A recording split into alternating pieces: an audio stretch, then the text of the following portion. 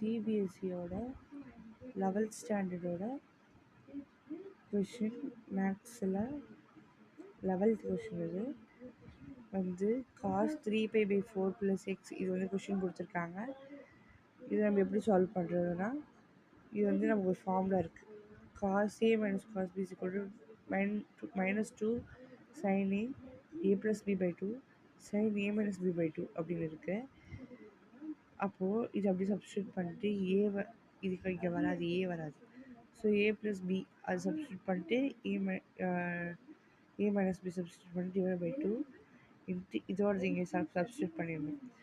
பண்ணிட்டோன்னா இது ப்ளஸ் இருக்குது, இது மைனஸ் இருக்குது, இது ப்ளஸ் இருக்குது, இது மைனஸ் இருக்குது. ஸோ கேன்சல் பண்ணிவிட்டு 3π/4 3π/4 6π/4 காமனாக இருக்குது. ஸோ 6π/4 எடுத்திருக்கேன். /2 sin x 2x இருக்குது. So 2x/2 okay. இப்போது அப்படியே போட்டுட்டு இது வந்து மேலே போயிடும். ஸோ 8 ஆகிடும். ஸோ கேன்சல் பண்ணோன்னா இது 4 டைம்ஸ் வரும், இது 3 டைம்ஸ் வரும். இது 2 கேன்சல் ஆகிட்டுனா sin x வரும். அதே மாதிரி -sin 3π/4 sin x. அடுத்தது வந்து இது எப்படி பிரிக்கலாம் அப்படின்னா π - π/4 பிரிக்கலாமா? ஸோ அப்படி போட்டு இதை போட்டுடணும். அப்படி மேலே கீழே கொண்டு வந்துட்டு இதை வந்து நெக்லெக்ட் பண்ணிடணும்.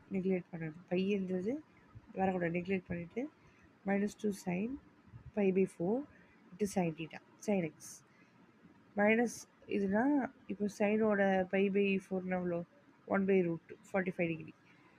ஓகேவா? அப்படி போட்டுட்டு இப்போ வந்து -2 /√2 அப்படின்னு வருது. இது வந்து இங்கே வருது. ஓகேவா? sin 2 காமனாக sin x. ஓகேவா? இப்போ கீழே √2 இருக்கனால √2 √2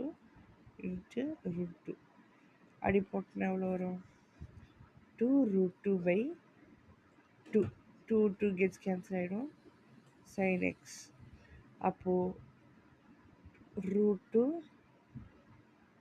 sin x. இதுதான் வந்து என்னது நம்ம ப்ரூவ் பண்ண போகிற வேல்யூ. இங்கே வந்து வெளில வந்து மைனஸ் இருக்குது. ஸோ இங்கே மைனஸ் வரும். தேங்க்யூ.